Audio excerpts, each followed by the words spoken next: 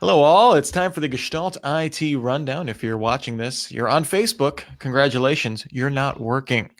So we're going to get started here in just a second once the kind of pre-roll goes away, and we'll get going right now.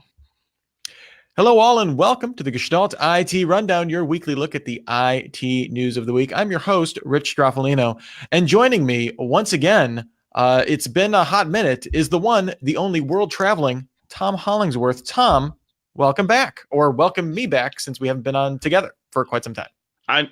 It has been a while, Rich. I was beginning to start renting out your space, but unfortunately, those Craigslist ads brought the wrong kind of people. I mean, I would call this a casual encounter between two colleagues, so I'm perfectly comfortable with that if you are, Tom. So, Tom, Let's go with it. I don't know if you saw last week's rundown, but this story was certainly in the news. The big outage at TSMC, one of the biggest chip fabrication companies in the world. Well, there's now new details out about the malware that infected TSMC and caused a temporary shutdown of chip fabrication. The malware was a WannaCry variant, which was able to spread because TSMC had a number of unpatched Windows 7 systems in operation, causing crashes and continuous reboots. Ordinarily, I would, you're running Windows 7, you're running unpatched Windows 7. Seems like a recipe for disaster. Based on how this was set up, though, basically, this was either an air-gapped network or something that no live machine should have touched. And so it seems like it was not necessarily an issue with the machines on TSMC side, but whoever was connecting a laptop or some kind of compute unit that they brought on for some additional tooling didn't get properly scrubbed or whatnot before being connected. There's still a little bit of a head scratcher. The attack hit different tools within different fabrication units, so it wasn't an altogether shutdown. It didn't shut down everything. So it's kind of hard to say what the exact impact is, but some fabs were completely shut down for up to 5 days. I believe they were up to 80% operations within 3 days of the initial attack. To their credit, TSMC has been really upfront with this. They've said it's going to delay shipments for some customers from Q3 to Q4. They did not say who that's going to be. I'll be very interested to see if Apple is among those affected, since they get the majority of their chips from TSMC. No customers have actually commented on this, of course, and they're expecting their quarterly revenue to be hit anywhere from 2 to 3%, I believe, from the last figures I saw. But, Tom, is this just a flaw that they have to know is a possibility when you're going to be using such when you're assuming that nothing is ever going to get through, you don't need to patch anything on the inside? Is that just a fundamentally flawed security kind of methodology that's bound to fail at some point? Yeah, it's any kind of underbelly that you have that's soft is going to get poked sooner or later. And TSMC is probably in the same kind of weird situation that a lot of other people are, in that those machines that were running the fabs, the Windows 7 machines that were unpatched, were probably as patched as they could be. And yeah, hey, guess what? We're running Windows 7. It's 2018. And they probably didn't make drivers for that gigantic silicon processing machine to run in Windows 10, because, yeah, that's not a thing. So think of this like an ATM. Think of this like any kind of embedded system, because it's essentially what it is. It just happens to be running on a computer as opposed to some kind of embedded SoC. And there may be a possibility that you can never patch this machine. And if that's the case, then TSMC did as much as they could. My guess is it's some kind of careless contractor who plugged his laptop in somewhere he shouldn't have, and there you go. I do have to wonder if Microsoft's current kind of methodology with Windows 10 having continuous updates, if that's going to push away enough people that don't want to quite get in bed with that kind, when they can't depend on it. But like you were saying, with an embedded machine or something where you can't be fundamentally changing the operating system at the drop of a hat to install these kind of updates as Microsoft expects. This will protect the vast majority of customers and obviously is very consumer friendly, at least from a security perspective. I do have to wonder if that's going to have some additional impacts, making organizations and large enterprises like TSMC and large manufacturers to avoid kind of running the latest and greatest, just because they can't afford, like you were saying, from driver issues and any number of support issues, to not be able to upgrade to the latest and greatest. Yeah, I imagine what you'll see is a lot of those people are either going to fall back on something that is not currently supported, or heaven forbid not supported at all, or they're going to start making their own custom OS using some variant of Linux. I'm not even sure whether they're not doing that now, but I'm sure it's an investment in development time mostly. Well, TSMC, a technology giant, isn't the only organization to experiencing some ransomware badness. The PGA was recently hit, according to the reports from the BBC, taking down a number of marketing materials and some other minor operations elements from the organization, asking for an undisclosed Bitcoin ransom. The PGA is being, unlike TSMC, is being very tight-lipped about this. We don't know if it's a known ransomware exploit, if this is something new, if this is something specifically targeted just at them. Based on the timing coming out right before the Ryder Cup and some other tournaments, this does seem to, this does seem timed, at least specifically for the PGA. But overall, they're being very tight-lipped. We don't know exactly what the ransom is or any of that kind of stuff. But I just thought an interesting parallel that, hey, TSMC, you're not the only one. PGA, you stink too. Fun times. I'm still figuring out if the PGA knows how to pay something in Bitcoin. Do they give one of those really big giant checks with like a Bitcoin wallet written on the front of it? I don't know.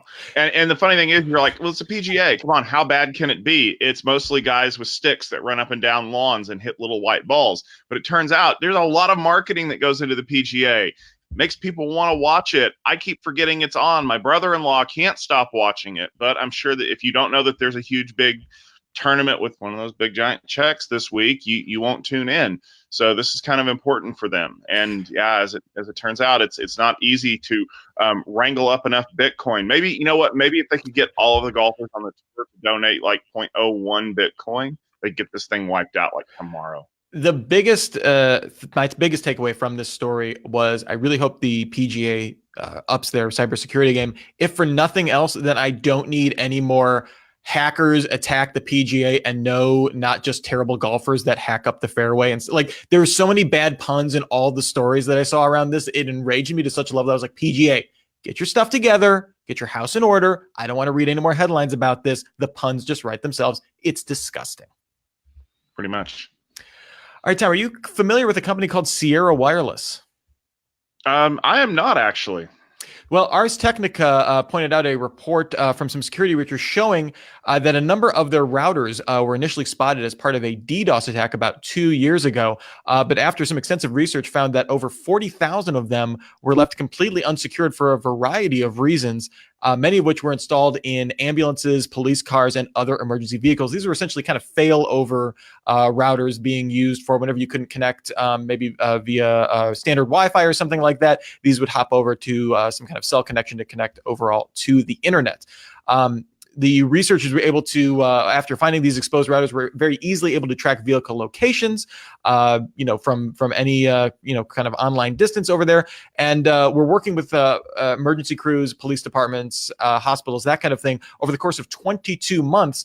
And they're still finding a number of unpatched routers online. The difficulty kind of stems from the fact that this isn't just one cause. This isn't just hey, we left the default password root and the password is Tor or something like that.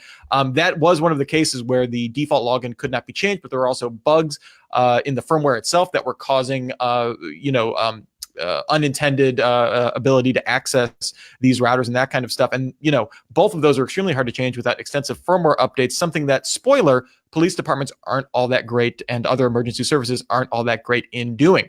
The researchers were kind of able to show that you'd not only be able to track locations, you'd be able to access what other networks and vehicles that the router had been on. So theoretically, you could, use this as kind of maybe more of a social networking tool to access some other, remote cameras and other emergency services. Basically, it's really bad, and it doesn't look like it's very easily solved. Tom, I guess my big takeaway is I'm not surprised that we're seeing this. These kind of bugs are going to pop up when you mass produce something. If that bug happens to be really bad, it's going to be all over the place. Again, this kind of goes back to the conversation of the problem of using embedded devices. Does this start to, though, make you question, why are we connecting all the things? Is this just a matter of, maybe, I could certainly see an ambulance, police car, but does every vehicle need this if, like say this wasn't an emergency vehicle, say this was just a more general, vehicle router that GM was installing or something like that. It does make me question the need to connect all the things all the time. Well, you would think that too, but my car just asked my fridge if my toaster knew what time it was. So I'm This is an issue, and honestly, from an emergency vehicle perspective, this makes all the sense in the world. Those are people that you want to be able to get online at any time with some kind of secure database or something like that. You don't necessarily want that going through a cell phone. I totally understand that, but flip side, you have an always-on system that is out of sight, out of mind. Of course, you're going to forget about it. You're going to forget to patch it. You're going to forget to make sure that it's always updated. But look at what the market is driving us to. Right now, when my kids get in the car and we leave the house, when the Wi-Fi shuts off, they're inconsolable because they can no longer watch television. They want a 4G uplink in the car that they can stream Netflix over. They want to listen to Pandora. Pandora is killing the satellite radio market, and it's also killing the terrestrial radio market. Why? Because it turns out that people like listening to things on the internet. And when they like listening to things on the internet, they want their cars to connect to it too. Hold on, my car is paging me. Well, and I feel like in the case of emergency service vehicles, this is actually like theoretically easier to remediate in terms of that router is probably something that you can just rip out and theoretically replace. Obviously, it's going to be a very expensive solution. It's going to require a lot of technical know-how. Maybe these departments aren't set up to do that or have the budget to do that. I completely understand that. But theoretically, there should be a box that you can just rip out and replace. It's fairly modular. When you come to connections in more consumer grade solutions, the emphasis is on to integrate that into your overall infotainment system to reduce kind of the number of redundant wires. So it's probably very tightly integrated. So while in this instance very bad because these are vehicles that maybe we don't want third parties constantly knowing where they are at all times, but at least there's the option perhaps to rip and replace as opposed to if this was a more broader vulnerability. Yeah, that's true. All right, so Tom, you're a network guy, so you don't know how to code, right? No. Well, it's a good thing because researchers at DEF CON were able to show, specifically researchers from Drexel and George Washington University, were able to demonstrate that a trained machine learning algorithm can effectively de-anonymize code by identifying the authors by a particular style in code snippets. The researchers narrowed down to basically 50 simple style elements that can be identified in code and requires only a few snippets of code to develop a profile. This doesn't work. You can't just throw code at it and it can, kind of build a profile. You kind of have to know a set corpus of code that comes from one person to build this up, but it really doesn't require unlike a lot of other machine learning where you need just reams and reams and reams of data to get anything useful, this actually can use a fairly small sample set to derive some meaningful insights. The algorithm looks largely at the code's structure via abstract syntax trees and can be used on compiled binary code as well. So it can basically take binary code, reverse it into C++ if that was what it was originally put in, and so that style is still retained even after being compiled into binary. The researchers were able to achieve 96% accuracy on a sample of 100 authors, and this kind of fell when they opened it up to 600 authors, but it was still at 83%. Not exactly foolproof, but pretty impressive nonetheless. The researchers are pointing out that this might be a really great way to combat plagiarism, especially in the open source community. However, that kind of seems anathema to kind of the anonymity that seems so pervasive in a lot of open source projects. Tom, I'm wondering, is this kind of opening up Pandora's box to, be able to easily say, like, to identify, two code snippets as coming from the same person? Or will this fundamentally be a good thing and give people the recognition they deserve? I actually think that there's a third application for this, and it's security research. So now I can do digital forensics, and I can find people who are writing virus code and things like that and replicating their work across different things. And I can now narrow down who those people might be. It's a little frightening, although at the same time, being someone who writes for a living, it's very easy to identify people's writing style. When you look at something that they've written, you can generally say, oh, he didn't write this or she didn't write this because this doesn't have the fingerprints of a person who writes the way that they do. Just saying that this is something that they can do in code now. Let's be honest, in this case, machine learning just means paying attention. It's kind of interesting, but I see this being a bigger deal for forensics. Yeah, the open source community is not going to care one way or the other. It's they're going to keep on cranking out the code. Who cares who gets credit for it as long as people use it, right? Well, it does raise the. I mean, what one interesting application might be to see maybe if there are people working for organizations that are contributing code and not necessarily documenting that this is coming from a Microsoft project or something like that. Like like it would be very interesting if all of a sudden GitHub tomorrow is like, hey, by the way, we're scanning all of your code with machine learning and we're gonna develop find out if two profiles are from the same person or something like that. That would be really weird. What I did find was very interesting is, to your point, writing for a living, a lot of the same principles apply where they said it's actually very easy it becomes much easier to identify very experienced coders because they have a more pronounced style as opposed to beginners who are copying stuff off of, copying stuff off online and just kind of learning the basics. Those are the people that it's hardest to train against. And they found that, code translation tools, similar to compiling in binary, really don't hide style very well. It's still very exposed and still identifiable. So it'll be interesting to see, in your forensic example, if more sophisticated actors will find a way around this, to obfuscate their efforts. Yeah, well, we'll have to see. And finally, speaking of machine learning, we got some new details. Nvidia officially unveiled its next generation GPU design, dubbed Turing, because he was a dude. They name them all after famous science people. The last one was Pascal, so you can see where they're going with that. The design will start rolling out by the end of 2018 and will not be cheap, and we'll get to that at the very end of my little write-up here. Turing will support hybrid rendering, which combines the strengths of ray tracing with traditional rasterization, and include dedicated ray tracing processors called RT Core, as opposed to just kind of using one general unified shader, as it were. Nvidia claims Turing will be 25 times faster than Pascal at ray tracing due to these dedicated processors. Turing will also include dedicated tensor cores, very interesting here, similar to those used on existing Volta GPUs, but with additional precision versatility. So basically, right now, Volta GPUs only support two types of very high precision tensor processing. What's interesting about what they're doing with Turing is that you're able to actually turn down the precision to achieve very high throughput. This is more applicable for neural networks where you just need to process a ton of stuff very quickly. You don't necessarily need a ton of precision to get meaningful insights.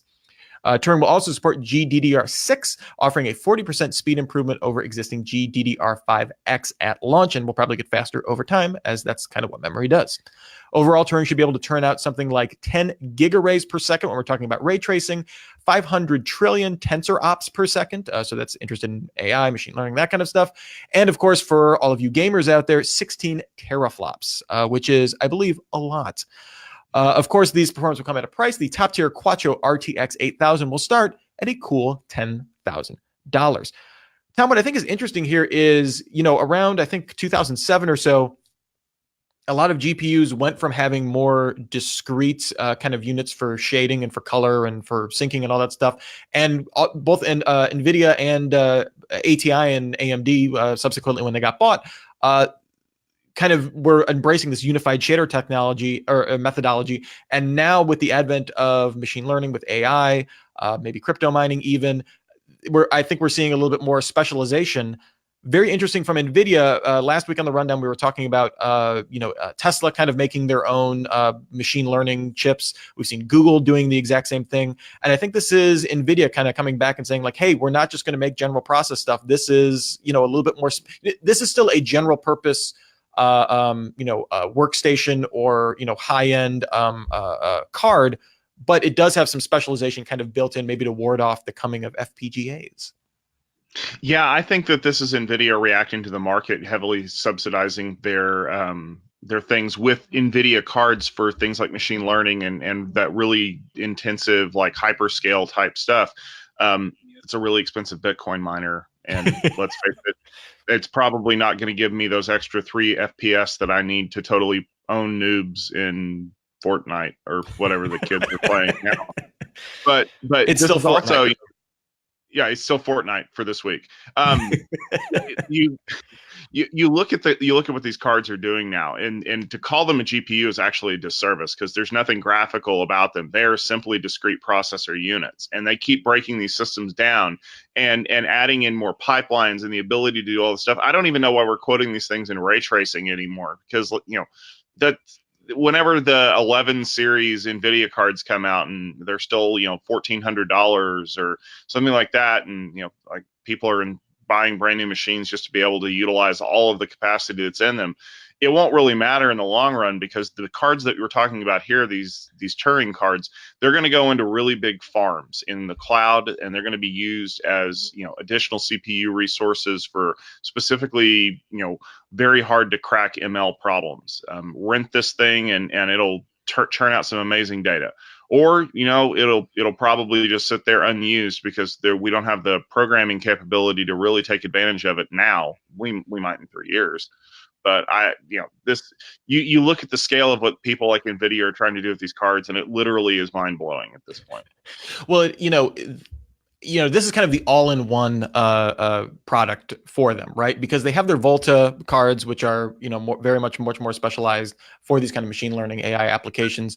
And I don't think, obviously, they're not going to be going away from that. I think we'll see the Turing architecture make their way into that design or some variant of it over time. I do, kind of to your point, I do have to wonder, how much organizations are going to be buying these, and looking at how Nvidia was kind of slicing up this giant die that they have for this GPU. There's literally physical cores and resources that are going for this ray tracing stuff, going for this these tensor processors, and then going for the overall shaders. I do have to wonder if organizations are essentially being forced to buy something that they're not going to use, maybe even not just in the short term, but maybe even long term. But like I was saying, I do think this is an interesting way for them to lend a little specialization to a more, I hate to even call it a general purpose product, but and kind of ward off the death of kind of more general processing for these kind of workloads. And again, this comes from a position of strength for them. No one's taking away market share from them. The overall market for these kind of processors is just growing, and which is why we see giant organizations like Google and Tesla making their own chips. I do have to wonder how long it's going to be before we see someone else coming in and making a very specialized product that starts to eat a little bit into Nvidia's market. That will be interesting to see how they respond to that. Yeah, that's going to be the real key there. All right, well, that just about does it for the Gestalt IT Rundown. We're here every Wednesday. I'm going to say usually it's going to be still Tom and me. It's going to probably be one of us, I guarantee, every Wednesday, 12:30 p.m. Eastern Time on Facebook, facebook.com/Gestalt IT for that. And you can also find it on YouTube. Just search for Gestalt IT on YouTube, or as a post on gestaltit.com. You can find Tom at Networking Nerd, and you can find me at Mr. Anthropology on Twitter, and you can find writing from both of us at gestaltit.com. Tom, any parting words before we go? Make sure that if you're going to buy a Turing machine to do crypto mining, that you give me a call, because I'll donate some Bitcoin to your PGA hacker fund. Oh, yes. Oh, I love that. That's going to be the worst Kickstarter ever. We're not the worst Kickstarter ever, though. You can find us, like I said, at gestaltit.com. So until next time we meet, remember, everybody, have a super sparkly day.